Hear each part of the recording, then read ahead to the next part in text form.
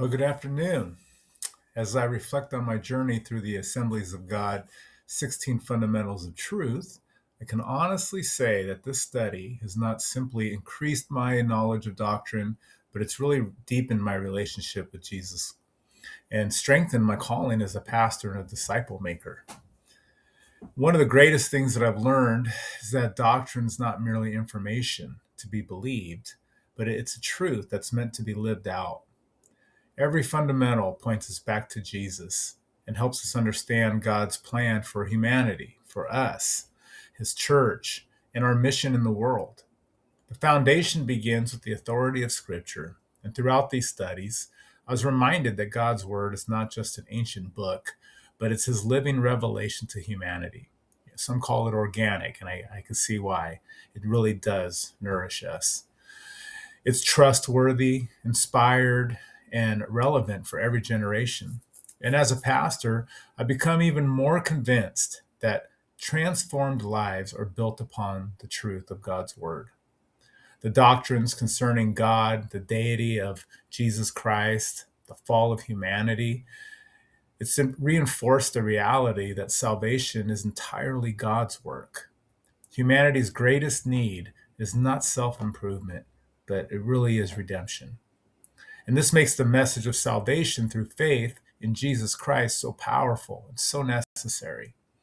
And as I studied those things, salvation, sanctification, the ordinances of the church, I was reminded that Christianity is not simply about a moment of conversion, right? It's a lifelong journey of transformation, just never ending.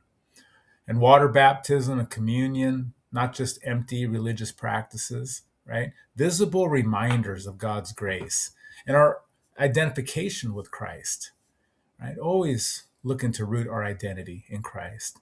Sanctification is the ongoing work of the Holy Spirit shaping us into the image of Jesus.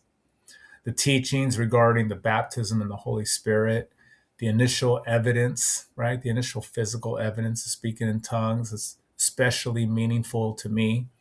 Um, just as someone who's personally experienced Holy Spirit baptism, the studies reinforce what I've witnessed in my own life. The baptism in the Holy Spirit, it's not about spiritual status or superiority, as much as our ego, our pride wants to get in there. Our flesh is always battling to get the limelight. But it's about empowerment for ministry, for deeper dependence upon God. It's a humbling thing. I appreciated how the Assemblies of God emphasized that Jesus is the one who baptizes, right? He baptizes believers in the Holy Spirit. So our role is to simply seek Him, as opposed to seeking this baptism. We seek Him. We surrender to Jesus, and we receive what He desires to give us. The gift of tongues became a powerful prayer language in my own walk with Christ, and I learned that spiritual gifts must always point people toward Jesus and the mission of reaching others. One of the themes that stood out repeatedly throughout these studies of these 16 fundamentals was the church and its mission, right? The church not merely being a building or an organization, it's God's chosen instrument to proclaim the gospel to the world.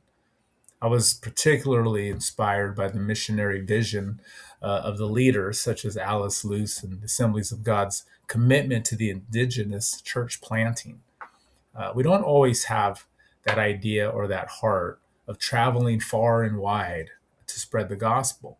And so, reading about this and understanding this better, this commitment to the far ends of the earth, right?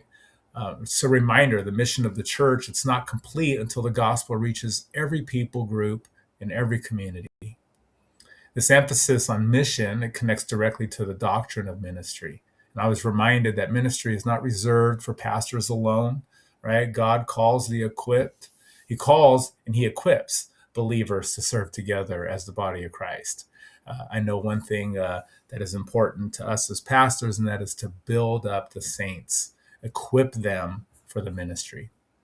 Healthy leadership teams are biblical, necessary, and effective because no one person can fulfill the mission alone, right? We understand that the weight's too heavy and burnout happens way too often. Ministry happens best when leaders work together to equip others for service. The doctrine of divine healing, that also encouraged me deeply. While it can be sometimes discouraging when healing does not always occur according to our timelines and our expectations, but Scripture reveals that healing remains part of Christ's redemptive work. Divine healing points us to God's compassion, it's His power, and the future restoration that awaits believers in eternity. And as the course moved into the final doctrines concerning the blessed hope, the millennial reign of Christ, and the final judgment, the new heavens and the new earth, and eternal destiny, right? I found myself filled with both urgency and hope, and also filled with excitement and also some concern, right? The blessed hope, it reminds us that Jesus is coming again. And so this truth, although it shouldn't create fear in us, it should create expectancy. It encourages believers to live faithfully and to remain focused on eternal priorities and not just living in the moment, right? Stay focused on eternal priorities. And the millennial reign reveals Christ's ultimate victory and God's faithfulness to fulfill his promises. The final judgment reminds us that God is both loving and just. And hell was never created for humanity, but it was for Satan and his fallen angels. And while I believe judgment is real, I don't want fear of hell to be the primary reason that people are coming to Christ, right? Instead, I want people to know Jesus because he offers abundant life right now and eternal life forever. It's an exciting thing to walk with Jesus and receive him. Finally, the doctrine of the new heavens and the new earth, it may be the most encouraging of all. It reminds us that God's story does not end with brokenness and suffering or death. It ends with restoration. And one day, God will make all things new. There will be no more pain, no more sorrow, tears, or separation. And as someone who pastors people in recovery through hardship and grief, addiction, life struggles, this truth brings tremendous comfort and hope to me. If I had to summarize what I have learned through the 16 fundamentals of truth, I would say this, that God loves humanity. Jesus saves and the Holy Spirit empowers. The church has a mission and eternity is real. These doctrines are not merely statements to affirm. They are truths that shape how we live, how we serve, how we preach, and how we lead others to Christ. Right? This study, it strengthened my confidence in Scripture. It's deepened my appreciation for the work of the Holy Spirit. It's expanded my understanding of the church's mission, and it renewed my anticipation for Christ's return.